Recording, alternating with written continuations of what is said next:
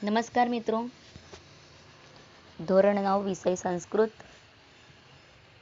પદ્ય 19 વિનોદ પદ્યાની. વિનોદ પદ્યાનીનો અર્થ થાય છે રમૂજી પદ્યો.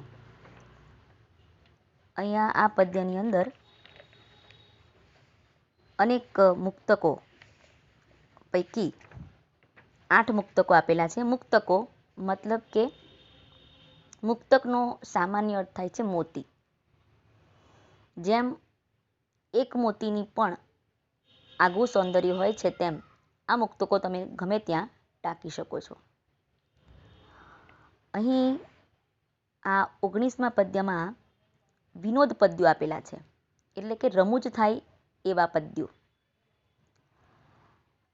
મિત્રો, આ જે પદ્ય છે તેમાં સંસ્કૃત ભાષાની તમને અનેક વિશેષતાઓ દેખાશે, અનેક લાક્ષણિકતાઓ છે. જેમ કે સામાન્ય રીતે કોઈ પણ પદ્ય હોય એ પદ્યમાં એકની સાથે બીજા શ્લોકો જોડાયેલા હોય, એટલે જ્યાં સુધી તમે પહેલો શ્લોક ન કરો ત્યાં સુધી તમને બીજો શ્લોક આવડે નહીં.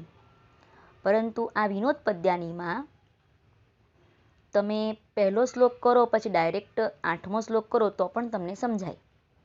ટૂંકમાં દરેક પદ્યોનું આગવો અર્થ હોય છે. તો અહીં આમ તો સંસ્કૃત સાહિત્યમાં પણ પદ્યમાં ઉખાણા, પ્રહેલિકા, આંતરપ્રશ્નો જેવા ઘણા બધા શ્લોકો રચવામાં આવ્યા છે અને એના દ્વારા ચમત્કૃતિ સાધવામાં આવી છે. અહીં પણ આ શ્લોકોમાં પણ પદાન્વય, સંધિ દ્વારા, સમાસ દ્વારા, એક વિઅર્થ દ્વારા શ્લોકની અંદર રહેલા અર્થોથી કે શબ્દોથી ચમત્કૃતિ સાધવામાં આવી છે. તો એવા શ્લોકો અહીં આપ્યા છે. અને આપણા સંસ્કૃતના સુપ્રસિદ્ધ કવિઓએ પોતાની કવિતામાં આવા ચમત્કારો સર્જ્યા પણ છે. અને એના દ્વારા એ કવિઓએ પુષ્કળ યશ પણ મેળવ્યો છે. તો આવા એકાદ ચમત્કારપૂર્ણ શ્લોકની રચના કરીને તેઓએ પોતાની જાતને અમર બનાવી દીધી છે. અને આવી રચનાઓ ઘણી બધી જગ્યાએ સંગ્રહ પણ પામી છે. તો એ સંગ્રહમાંથી અહીં માત્ર 8 શ્લોકને જ પ્રાધાન્ય આપેલું છે. તો એમાં જે પ્રથમ 5 છે એ પ્રહેલિકા પ્રકારના છે, અને બાકીના 3 છે એ સંસ્કૃતની જે મેં તમને વિશેષતાઓ કીધી, લાક્ષણિકતાઓ કીધી કે પદાન્વય, સંધિ હોય, સમાસ દ્વારા કે એક શબ્દના અનેક અર્થ દ્વારા અલગ અલગ પ્રકારની ચમત્કૃતિ અહીંયા સર્જવામાં આવી છે. તો જે પહેલા 5 શ્લોકો છે એની અંદર આપણે વાત કરીએ પ્રમાણે પ્રહેલિકા પ્રકારના શ્લોકો છે. તો હવે આપણે આ શ્લોક તરફ જઈએ. ટૂંકમાં ઉખાણા દ્વારા રમૂજ ઉપજાવવામાં આવી છે. ત્યારબાદ શબ્દો, પદાન્વય, શબ્દોને છૂટો પાડીએ તો અલગ અર્થ, શબ્દોને ભેગા કરીએ તો અલગ અર્થ, એના દ્વારા શબ્દો દ્વારા ચમત્કૃતિ સાધવામાં આવી હોય, અથવા તો અર્થ દ્વારા ચમત્કૃતિ સાધવામાં આવી હોય. જ્યારે એનો અર્થ સમજાય ત્યારે આપણને એમ લાગે કે હવે શ્લોક બરાબર છે, પણ જો એનો શબ્દ સહભાષાંતર કરવામાં આવે તો આપણને એવું લાગે કે આ શ્લોક ખોટો છે. તો એવી બધી ચમત્કૃતિઓ સાધીને અહીં વિનોદ પદ્યાનીઓ રચવામાં આવ્યા છે. તો પહેલા શ્લોકની વાત કરીએ તો પહેલા શ્લોકની અંદર પહેલાં આપણે શ્લોક જોઈએ, ત્યારબાદ એનો અર્થ અને એનું જે ઉખાણો છે એને સમજીએ. તો પહેલો શ્લોક છે કમ સંજગાન કૃષ્ણ કા શીતલવાહિની ગંગા કે દાર પોષણ રતા કમ બલવંતમ ન બાધતે શીતમ. ટૂંકમાં અહીંયા 4 પ્રશ્નો પૂછેલા છે. પહેલા શ્લોકની અંદર 4 પ્રશ્નો પૂછ્યા છે, પણ એની લાક્ષણિકતા એ છે કે આ 4 પ્રશ્નોની અંદર જ આ 4 પ્રશ્નોના જવાબ પણ શબ્દ સાથે આપી દીધેલા છે. તો કેવી રીતે? પહેલા આપણે શ્લોક જોઈએ. કમ સંજગાન કૃષ્ણ, એનો મતલબ થાય કૃષ્ણ કમ સંજગાન, કૃષ્ણએ કોને માર્યો. પહેલા શબ્દ લઈશું કૃષ્ણ કમ સંજગાન, કૃષ્ણએ કોને માર્યો. પછી બીજો પ્રશ્ન છે શીતલ વાહિની ગંગા કા, શીતળ જળ વહાવનારી ગંગા કઈ છે. પહેલો પ્રશ્ન તો કૃષ્ણએ કોને માર્યો. બીજો પ્રશ્ન છે શીતળ જળ વહાવનારી ગંગા કઈ છે. ત્રીજો પ્રશ્ન દાર પોષણ રતાહ કે, દાર પોષણ રતાહ કે, પરિવારના પોષણમાં, પરિવારનું, દાર એટલે પરિવાર, પરિવારનું પોષણ કરવામાં મગ્ન કોણ છે. પરિવારનું પોષણ કરવામાં મગ્ન કોણ છે. અને ચોથું છે બલવંતમ, કમ બલવંતમ ન બાધતે શીતમ, કમ બલવંતમ શીતમ ન બાધતે, કમ બલવંતમ કયા બળવાનને ન શીતમ ઠંડી ન બાધતે લાગતી નથી, કયા બળવાનને ઠંડી લાગતી નથી. બરાબર છે. તો પહેલા ચારે ચાર શ્લોકના જે અર્થ છે એ બોલી જાઉં છું. ભાષાંતર જોઈ લો. કૃષ્ણએ કોને માર્યો. બીજું શીતળ જળ વહાવનારી ગંગા કઈ છે. ત્રીજું દાર એટલે પરિવારનું, પોષણ એટલે પોષણ કરવામાં, રત એટલે મગ્ન અને કે એટલે કોણ છે. અને ચોથું કયા બળવાનને ઠંડી, શીતમ એટલે ઠંડી ન બાધતે લાગતી નથી. હવે મેં તમને કહ્યું એ પ્રમાણે આ ચારે ચાર પ્રશ્નોના જવાબ આ શ્લોકની અંદર જ આપ્યા છે. તો કઈ રીતે? તો મેં જુઓ લીટી કરી છે એટલે તમને ખ્યાલ આવી ગયો હશે.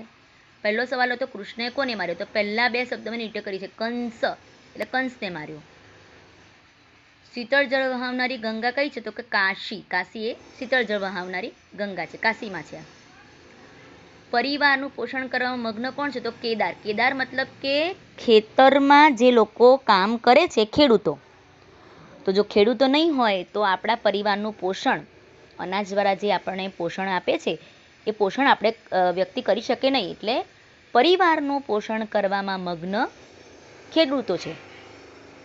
કેદાર મતલબ કે ખેતરમાં કામ કરનાર ખેડૂતો. તો એનો જવાબ પણ કેદાર આવી ગયો. અને ચોથું છે કયા બળવાનને ઠંડી લાગતી નથી. તો જેની પાસે કામળો હોય તે. તો કંબલવંતમનો મતલબ થાય કામળાવાળો. કમ બલવંતમ અલગ કરીએ તો કયા બળવાનને, અને કંબલવંતમ ભેગું કરી દઈએ તો કામળાવાળાને. તેવી રીતે કમ સંજગાન કોણે માર્યો, પણ કંસ ભેગું કરી દઈએ તો કંસ એટલે કૃષ્ણના મામા, કૃષ્ણે પોતાના મામાનો વધ કર્યો હતો. પછી કા શીતલ વાહિની અલગ કરીએ તો શીતળ જળ વહાવનારી કોણ, અને ભેગું કરી દઈએ તો કાશી. બરાબર છે. અને ત્રીજું કેદાર. તો મિત્રો આ જ શ્લોકો, આ પદ્યની અંદર રમૂજ એટલી વિનોદ કેવી રીતે છે. તો શબ્દને અલગ કરવાથી પ્રશ્ન બને છે અને બે શબ્દોને ભેગા કરવાથી એનો જવાબ પણ આપણને મળી જાય છે. તો આ રીતે આ શ્લોકની અંદર શબ્દો દ્વારા શબ્દના ભેગા કરવાથી, શબ્દોને ભેગા કરવાથી આ શ્લોકની અંદર શબ્દોની ચમત્કૃતિ સર્જાય છે. તો એ રીતે આ વિનોદ પદ્ય થયું. તો આપણે જ્યારે તમે શ્લોક તમને પૂછાય તો તમારે આ રીતે લખવાનો છે. કૃષ્ણએ કોને માર્યો, કૌંસમાં લખી દેવાનું. કૃષ્ણએ કોને માર્યો તો કૌંસમાં લખવાનું કંસને. શીતળ જળ વહાવનારી ગંગા કઈ છે. તો કૌંસમાં લખવાનું કાશી. પરિવારનું પોષણ કરવામાં મગ્ન કોણ છે. તો કૌંસમાં લખવાનું કેદાર એટલે કે ખેતરમાં કામ કરનાર ખેડૂતો. અને કયા બળવાને ઠંડી લાગતી નથી. તો કંબલવંતમ એટલે કે કામળાવાળાને. કામળો મતલબ કે ઓઢવાનો ધાબળો, એને આપણે કામળો કહીએ છીએ. હવે બીજો શ્લોક આપણે જોઈશું. તો ટૂંકમાં આ વિનોદ પદ્ય કેવી રીતે બન્યું એ તમને ખ્યાલ આવી ગયો હશે. હવે બીજા શ્લોકમાં પણ કંઈક આવું જ છે કે એક શબ્દને ભેગો કરવાથી આપણને શબ્દને ભેગા રાખવાથી શ્લોક આપણને સાચો લાગે, પરંતુ જો એ જ શબ્દને છૂટો પાડી દેવામાં આવે તો શ્લોકનો ભાવાર્થ ખોટો થાય છે. તો એ અહીંયા આપણે બીજા શ્લોકમાં જોવાનું છે. પહેલાં હું તમને જેમ આપ્યું છે એમ જ શ્લોકનો અર્થ સમજાવું છું, ત્યારે તમારે એ સમજવાનું છે. તો પહેલાં જોઈએ, તાતેન પિતાએ પુત્રમ પુત્રને કથિતમ કહ્યું. પિતાએ પુત્રને કહ્યું એટલે પિતા છે એના પુત્રને કહે છે. શું કહે છે? તો લેખમ લીખ, લેખ લખ, મમ આજ્ઞયા, મારી આજ્ઞાથી. હવે આપણે વ્યવસ્થિત બેસાડીએ. પિતાએ પુત્રને કહ્યું, મમ આજ્ઞયા, મારી આજ્ઞાથી, લેખમ લીખ, લેખ લખ. પિતાએ પુત્રને કહ્યું, મારી આજ્ઞાથી લેખ લખ. ન તેન, તેણે, ન એટલે નહીં, એ છેલ્લે લઈશું. તેણે નહીં, બરાબર, પણ નહીં આપણે હમણાં લેવાનું નથી. તેણે લિખિતો લેખ ન, તેણે લેખ લિખિત ન, તેણે લેખ લખ્યો નહીં. તેન, તેણે લેખ લેખ લિખિત ન, લખ્યો નહીં. પિતુઃ પ્લસ આજ્ઞા, એ સંધિ છે. પિતુઃ પ્લસ આજ્ઞા, પિતાની આજ્ઞાને ન લોપિતા, એટલે કે લોપી નહીં અથવા ઉલ્લંઘન કર્યું નહીં. પિતાની આજ્ઞાનું ઉલ્લંઘન કર્યું નહીં. હવે આખું સરળ બોલી જાઉં. તમને ક્યાં શ્લોકમાં કંઈક ખૂટે છે એ તમારે જોવાનું છે. કે પિતાએ પુત્રને કહ્યું કે મારી આજ્ઞાથી લેખ લખ. તેણે લેખ લખ્યો નહીં. પિતાની આજ્ઞાને લોપી નહીં. તો અહીંયા મિત્રો જુઓ, પહેલી ટી બરાબર છે કે પિતાએ પુત્રને કહ્યું મારી આજ્ઞાથી લેખ લખ. પછી શું લખ્યું છે? તેણે લેખ લખ્યો નહીં, એટલે પુત્રએ લેખ લખ્યો નહીં. અને પાછું એમ પણ કીધું છે કે પિતાની આજ્ઞાનું ઉલ્લંઘન કર્યું નહીં. જો તેણે પિતાની આજ્ઞાથી લેખ લખવાનું કીધું હોય અને એને જો લેખ ન લખ્યો હોય, નીચે લખ્યું છે તેણે લેખ લખ્યો નહીં, ત્રીજી લીટીમાં.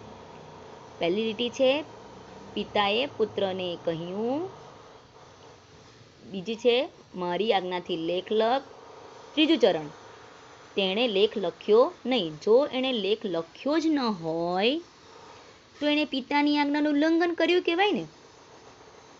તો અહીંયા જો એણે લેખ ન લખ્યો હોય તો એણે પિતાની આજ્ઞાનું ઉલ્લંઘન કર્યું. પણ અહીંયા એમ આપ્યું છે કે પિતાની લેખ લખ્યો પણ નહીં અને પિતાની આજ્ઞાને લોપી પણ નહીં. તેવું થઈ શકે જ નહીં. તો આ વસ્તુ ખોટી થાય. તો એની સાચી કરવા માટે ન તેન શબ્દ છે એને આપણે ભેગા કરવા પડે. તો એનો શું થશે? ન તેન, એનો ભેગો અર્થ કરીએ તો નમ્ર બનેલા તેણે લેખ લીખ, લેખ લખ્યો તો બરાબર છે. નમ્ર બનેલા તેણે લેખ લખ્યો તો એને પિતાની આજ્ઞાને લોપી નહીં. તો અર્થ બરાબર થાય છે. હવે પહેલાં હું ખોટા અર્થવાળો અને ત્યારબાદ સાચા અર્થવાળા બંને શ્લોકો આપણે જોઈએ. જુઓ, પિતાએ પુત્રને કહ્યું મારી આજ્ઞાથી લેખ લખ. નમ્ર બનેલા તેણે લેખ લખ્યો, પિતાની આજ્ઞાનું ઉલ્લંઘન કર્યું નહીં. પિતાની આજ્ઞાનું ઉલ્લંઘન કર્યું નહીં. નમ્ર બનેલા તેણે લેખ લખ્યો, પિતાની આજ્ઞાનું ઉલ્લંઘન કર્યું નહીં. આ બરાબર છે, આ શ્લોક સાચો છે. અને જો ખોટો ન તેને આપણે છૂટા જ રાખીએ તો શ્લોક ખોટો બને. નમ્ર બનેલા તેણે લેખ લખ્યો, પિતાની આજ્ઞાનું ઉલ્લંઘન કર્યું નહીં, બરાબર છે. હવે એને બદલે તમે આમ લખો, તેણે લેખ લખ્યો નહીં, પિતાની આજ્ઞાનું ઉલ્લંઘન કર્યું નહીં. તો ઉલ્લંઘન કર્યું કહેવાય ને. તો હવે તમે જ્યારે પરીક્ષામાં શ્લોક પૂછાય તો તમારે આ રીતે શ્લોક લખવાનો છે. પિતાએ પુત્રને કહ્યું, મારી આજ્ઞાથી લેખ લખ. નમ્ર બનેલા તેમણે લેખ લખ્યો. કૌંસમાં લખવાનું, તેણે લેખ લખ્યો નહીં, એ પણ લખી દેવાનું. અને કૌંસની બહાર લખવાનું, નમ્ર બનેલા તેણે લેખ લખ્યો. પછી કૌંસ પૂરો કરી દેવાનો. અને પિતાની આજ્ઞાનું ઉલ્લંઘન કર્યું નહીં. તો આપણે ફરી એકવાર જોઈ લઈએ. પિતાએ પુત્રને કહ્યું, મારી આજ્ઞાથી લેખ લખ. કૌંસમાં નમ્ર બનેલા તેણે લેખ લખ્યો. કૌંસની અંદર તેણે લેખ લખ્યો નહીં. કૌંસ પૂરો. પિતાની આજ્ઞાનું ઉલ્લંઘન કર્યું નહીં.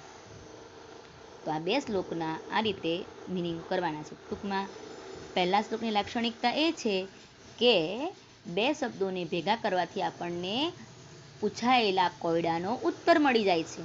પહેલા શ્લોકની અંદર પ્રશ્નોના જવાબ એ શ્લોકની અંદર જ આપેલા છે. બીજા શ્લોકની લાક્ષણિકતા, પદોનો વિચ્છેદ કરવાથી શ્લોક ખોટો થાય છે અને પદોને ભેગા કરવાથી શ્લોક સાચો થાય છે. તો પદાન્વય વાળી પ્રહલિકા છે. હવે ત્રીજો શ્લોક. પહેલા આ બે શ્લોકના શબ્દોના અર્થ આપણે જોઈ લઈએ. કૃષ્ણએ કોને, કૃષ્ણ કમ સંજગાન, કૃષ્ણએ કોને માર્યો. કા શીતલ વાહિની ગંગા, શીતળ જળ વહાવનારી ગંગા કઈ છે. દાર પોષણ રતા કે, પરિવારનું પોષણ કરવામાં મગ્ન કોણ છે. કમ બલવંતમ શીતમ ન બાધતે, કયા બળવાનને ઠંડી લાગતી નથી. તો આ છે એના જવાબ મેં લખ્યા નથી, તમારે જવાબ પણ લખવાના છે સાથે સાથે. આ શ્લોક પતે એટલે એનું ભાષાંતર નીચે લખવાનું. ત્યારબાદ બીજો શ્લોક ના શબ્દના અર્થ અને પછી એનું ભાષાંતર સાથે સાથે લખતા જવાનું છે. બીજો શ્લોક જોઈએ. તાતેન પુત્રમ કથિતમ, પિતાએ પુત્રને કહ્યું, મમ આજ્ઞયા, મારી આજ્ઞાથી, લેખમ લીખ, લેખ લખ. ન તેન નમ્ર બનેલા તેણે લેખમ લિખિત લેખ, લેખ લખ્યો.